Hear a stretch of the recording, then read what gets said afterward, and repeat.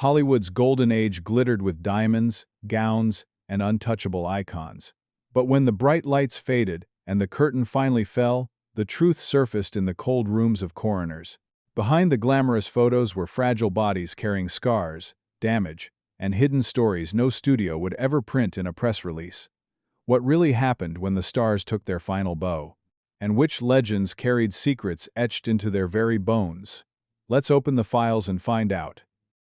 Natalie Wood. She was America's sweetheart, the luminous face of West Side Story. Yet Natalie Wood's last moments were anything but picture-perfect. Found floating near Catalina Island in 1981, the initial explanation was simple: a tragic fall from her yacht. But the autopsy cracked that neat story apart. Doctors discovered bruises along her wrists, arms, and legs, some shaped like fingerprints, others resembling the marks of being grabbed or pushed. Witnesses from the boat described shouting, furniture rattling, and sudden silence. Her husband, Robert Wagner, her co-star Christopher Walken, and the yacht's captain were all present that night, yet no one could explain how a woman terrified of water would wander off deck. When the case was reopened decades later, the cause of death was officially changed from accident to undetermined. That small word lit a firestorm in the press. Fans saw a darker narrative: jealousy, late-night arguments, maybe even a cover-up. Wagner kept quiet, Walken refused comment, and the captain admitted there had been fighting. To this day, the unanswered bruises on Wood's body feel like fingerprints frozen in time, whispering of a final struggle no one wants to name. Hollywood lost not just a star but also clarity, leaving behind one of the most haunting mysteries in entertainment history: Marilyn Monroe. Marilyn Monroe's passing in 1962 is still debated in whispers, and her autopsy only fueled the storm. The report revealed her system carried sky-high levels of barbiturates, enough to stop anyone's heart. But here's the twist that still unsettles doctors. Her stomach was completely empty. No traces, no residue, nothing to prove she swallowed the massive amount that ended her life. So, how did the substances get there? Some suggested injections. Others pointed to more unusual delivery methods. What really unnerved observers was how the scene looked staged. Monroe was found lying peacefully in bed, hands stretched toward the phone as if frozen mid-call. A nurse later admitted her first thought was that everything looked too perfect, almost rehearsed. And then came the rumors. Monroe had confided in friends that she kept a red notebook, recording private conversations with some of the most powerful men in America. Whether true or not, the idea of a diary filled with national secrets was enough to keep the conspiracy mill spinning for decades. Her funeral drew thousands who remembered the radiant girl from the 7-Year Itch, but her autopsy left the world with a question mark. Was it despair, pressure, or something else entirely? The tidy scene and the empty stomach remain one of Hollywood's coldest riddles. James Dean. James Dean was only 24 when his silver Porsche, nicknamed Little Bastard, collided on Highway 46. The crash itself was headline news, but the coroner's report was so graphic that journalists compared it to images from bomb testing sites. Dean's body was broken beyond recognition, his chest crushed, his liver pulverized, his neck snapped in an instant. But the real storm came after. Rumors swirled that his personal life held secrets Hollywood didn't want exposed. Private letters vanished mysteriously from his apartment within days of the accident. Friends whispered that Warner Brothers sent trucks to remove entire suitcases of papers. Some said these included confessions of relationships that would have been career-ending in that era. Dean's death wasn't just a traffic accident. It became a cautionary tale of how Hollywood could polish a rebel's image for the screen while erasing the truths that didn't fit the mold. His autopsy gave the public a horrifying glimpse of physical destruction, but the missing papers hinted at a different kind of loss, the erasure of a more complex man. Every time his defiant gaze from Rebel Without a Cause flashes across a screen, people remember not just the cool icon but also the coroner's notes that read like a nightmare and the secrets whisked away before anyone could read them. Elizabeth Taylor. Elizabeth Taylor's violet eyes and dazzling beauty crowned her as Hollywood royalty, but the autopsy painted a very different picture. When doctors examined her in 2011, They found a heart enlarged, almost double its size, riddled with scar tissue. It looked like a battlefield. The scars weren't random. They traced decades of surgeries, some never disclosed to the public.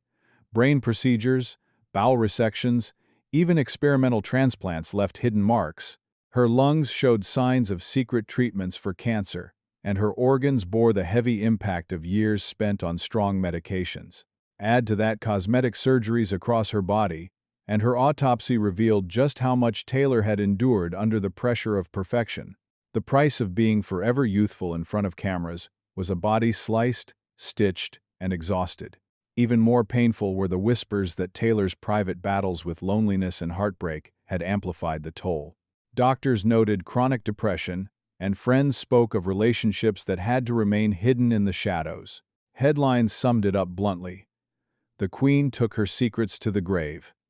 Elizabeth Taylor's final report showed the reality behind the diamonds and gowns. Her body carried the receipts of fame, 30 surgeries, and scars that never made the red carpet. Marlon Brando. Marlon Brando redefined acting with raw intensity, but his autopsy revealed another story, one of quiet suffering and secret operations. When he passed in 2004, his body was unrecognizable from the lean figure in A Streetcar Named Desire. He weighed over 150 kilograms, his face puffed, his belly distended. Doctors discovered winding scars across his chest and abdomen, evidence of multiple procedures he had never spoken about. Whispers followed that he underwent secret weight loss surgeries, possibly even stomach reductions, hidden from the press to protect his mythic image. Coroners also noted signs of heart surgeries and complications from diabetes, adding to the map of scars across his torso. Fans who only saw him on TV in oversized suits never realized how much theater went into hiding his decline. Brando's voice remained commanding, his eyes still sharp, but under the surface, his body was unraveling. Journalist Peter Manso once described his autopsy as looking at a map of concealment. Brando's death stripped away the illusion. The Godfather himself wasn't untouchable. He was a man carrying decades of illness and desperate attempts to hold back time, with scars as his last confession. Paul Newman. Paul Newman was the definition of cool. Piercing blue eyes, a quick smirk, and a cigarette always at hand. He made smoking look effortless, even glamorous. But when his autopsy was conducted in 2008, doctors found something that looked like it came out of a coal mine, not a human body. His lungs weren't pink. They were pitch black, caked stiff with tar. When cut, they didn't give way softly. They crunched like brittle wood. Newman had smoked heavily for decades, sometimes 3 packs in a single shoot day. Hollywood even encouraged it, weaving cigarettes into his on-screen persona. But behind the charm was an organ system collapsing under the strain. His liver and kidneys were exhausted, filtering toxins for years, and his heart showed signs of overwork. In life, Newman rarely admitted his health struggles. He still walked red carpets with poise, hiding the truth inside. But his will revealed a haunting line. "If I die from cigarettes, consider it a warning." And when the autopsy results leaked, that line became the headline. Networks replayed it like a final message to fans. Paul Newman's charm never faded, but his body told the truth Hollywood had glamorized for far too long. The same habit that helped craft his image destroyed him from the inside. His lungs became the ultimate cautionary tale, darker than any role he ever played. Steve McQueen. Steve McQueen built his brand on toughness. The king of cool roared through chase scenes, fought brawls on screen, and lived like no one could break him. But by 1980, cancer had torn his body apart, and doctors in the United States refused to operate. Desperate for hope, he crossed into Mexico, choosing an underground clinic in a dusty border town. The conditions were shocking. Rusty tools, flickering lights, and a makeshift operating table. McQueen underwent a surgery there, one that removed a massive tumor. Hours later, he died in a shabby room far from Hollywood luxury. His body was returned, and the autopsy told the rest of the story. Doctors found his chest lined with asbestos fibers, likely from years working in shipyards before stardom. His liver was swollen, his kidneys worn down, but the most disturbing sight was the fresh surgical scar across his abdomen. Rough, jagged stitches oozing like a wound from a battlefield. The report stunned America. Why would a millionaire star entrust his life to a backroom operation? The answer was simple: desperation. McQueen wanted time, any time, even if it meant risking everything. In the end, the rebel who once outran police cars on screen lost his final race in a dim Mexican clinic, leaving behind a scarred body that symbolized both defiance and despair. Humphrey Bogart. When you think of Humphrey Bogart, you think of Casablanca, the confident man, with a cigarette and a glass in hand. But when his body was examined in 1957, the man the world knew as Bogey was almost unrecognizable. He weighed under 40 kilograms, his skin pale and tight against bones, his eyes sunken. The autopsy revealed the full toll. Esophageal cancer had ravaged his throat, making it nearly impossible to eat. His lungs were jet black, brittle from years of smoke. When cut, they gave off an acrid smell that stunned even seasoned coroners. His liver had shrunk to half its size, scarred by decades of whiskey and gin. His heart was frail, trembling under the strain. Doctors noted a feeding tube scar on his stomach, proof that in his last days he couldn't even swallow a spoonful of porridge.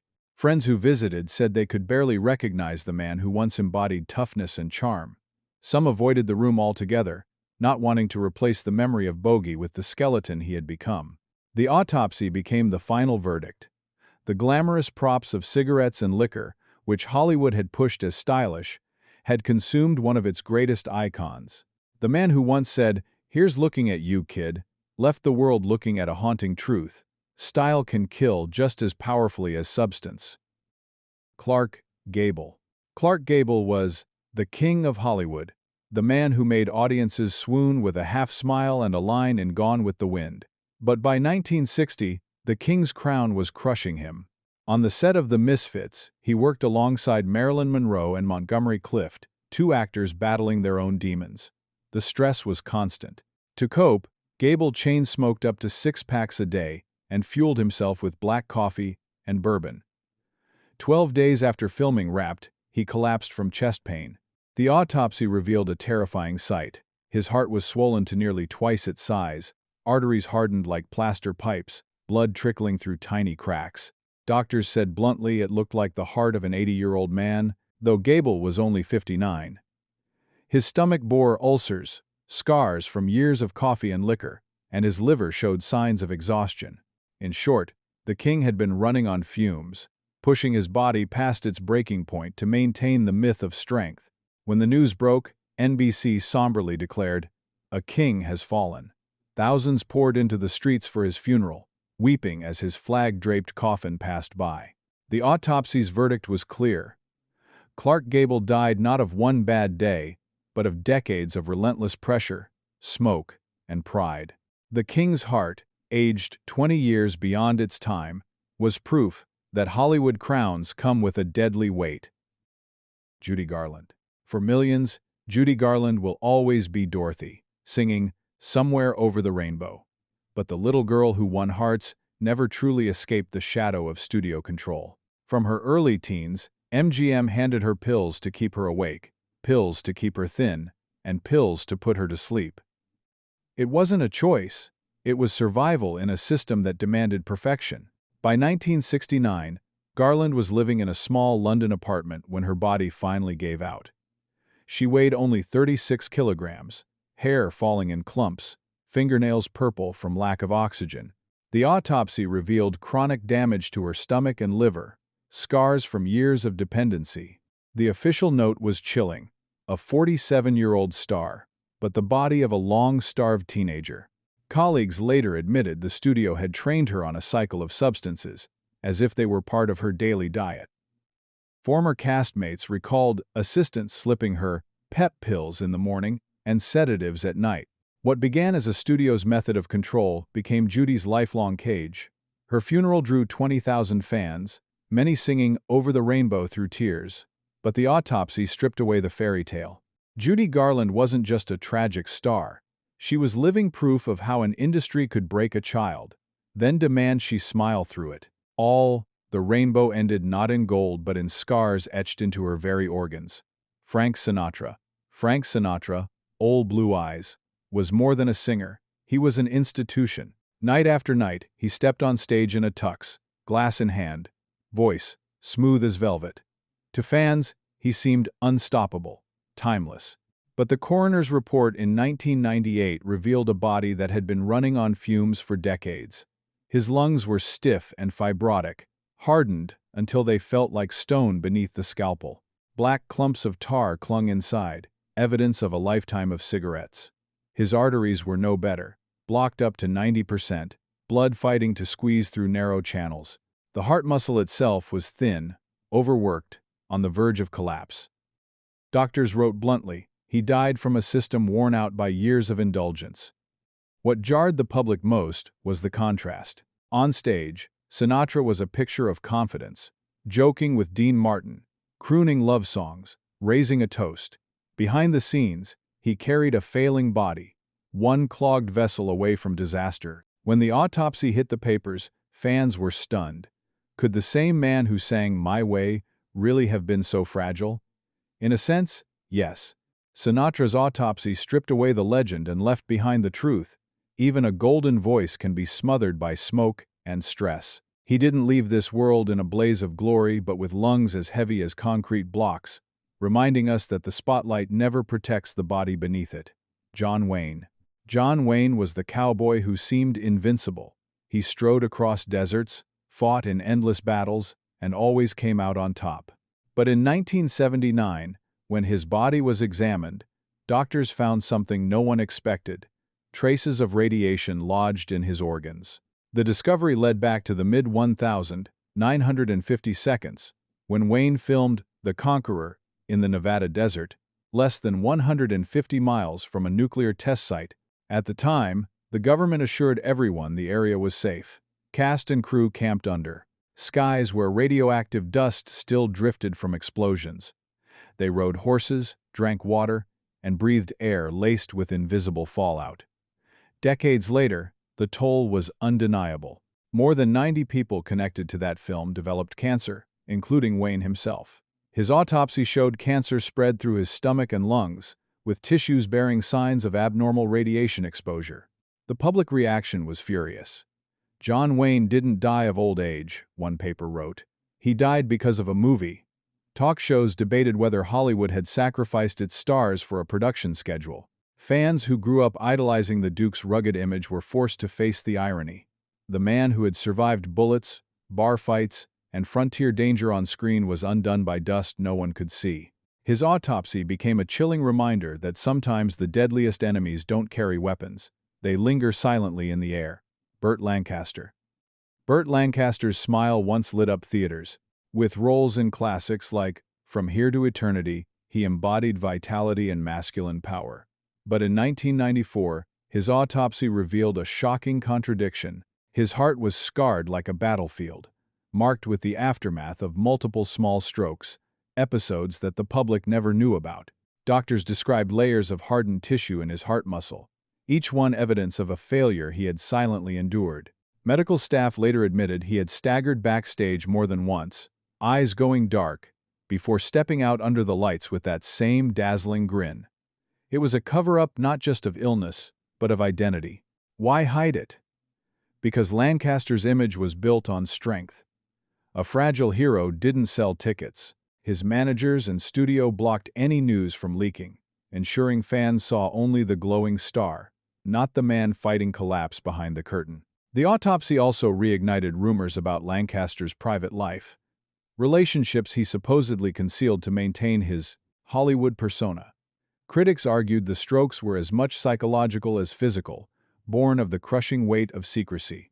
When news broke, one headline cut deep: "The hero felled by a failing heart." For fans, it felt like betrayal. The man who seemed unbreakable had been broken repeatedly. Only no one was allowed to see it. Lancaster's autopsy showed the price of maintaining a mask. Behind every smile was a scar. Ava Gardner. Ava Gardner was once called the most beautiful woman alive. Men left marriages for her. Tycoons hired detectives to follow her. and Sinatra nearly lost his mind over her. But by 1990, the goddess who had bewitched Hollywood was gone, leaving behind an autopsy that revealed just how much her lifestyle had consumed her. Her liver was cirrhotic, scarred beyond repair from decades of heavy drinking. Her lungs were damaged from thousands upon thousands of cigarettes. Her body showed the strain of nights spent alone, leaning on alcohol even as friends and doctors begged her to stop. The glamorous woman who once commanded every red carpet had spent her last years quietly in London, often in hotel rooms with a glass always nearby. She admitted to friends that alcohol was her crutch. If not for it, what else would get me through the day? It was a confession of exhaustion disguised as bravado. When the autopsy results were released, fans recoiled. The woman they remembered in silk gowns was revealed as a body battered by smoke and liquor. Even her most famous romances couldn't shield her from the toll. Sinatra wasn't there. Hughes wasn't there. In the end, Gardner's only companions were the habits that undid her. Her final report was a tragic contrast. A woman worshipped as immortal beauty, whose body bore the marks of relentless decay. The goddess of Hollywood had been mortal all along. Rita Hayworth's hair toss in Gilda was enough to silence an entire theater. To audiences, she was radiant, confident, untouchable. But in her later years, the press mocked her decline, calling her a drunk who had lost control. The truth, revealed in her autopsy in 1987, was far more heartbreaking. Doctors found her brain had shrunk dramatically. Rita wasn't losing herself to drink, she was battling end-stage Alzheimer's. The disease had stripped her memory, her craft, and her identity long before she passed. For years, paparazzi snapped cruel photos of her stumbling, forgetting lines, or looking confused, and tabloids plastered them with headlines about alcohol. No one wanted to hear another explanation. Yet the coroner's report proved the tragedy. Rita's decline wasn't self-inflicted. It was the slow theft of her mind, by a disease barely understood at the time. Her daughter later recalled that in her final years, Rita sometimes looked at her and asked, "Who is Mother?" The image of a star once adored by millions reduced to confusion was more shocking than any headline. The revelation stunned the public. Newspapers admitted they'd been wrong. The glamorous star hadn't destroyed herself, she had been betrayed by her own brain. Rita Hayworth's autopsy forced Hollywood to confront not indulgence, but illness, and the cruelty of judging without knowing the truth. So there it is, 15 legends, each revealed in ways the red carpet never showed. From bruises hinting at mysteries to lungs blackened like coal, from scars of surgeries to minds stolen by disease, these autopsies remind us that the glamour was only skin deep. Which of these revelations struck you the hardest? Share your thoughts below, and if you want more untold Hollywood truths, hit like, subscribe, and ring that bell. Because in the shadows of old Hollywood, the secrets never really stay buried.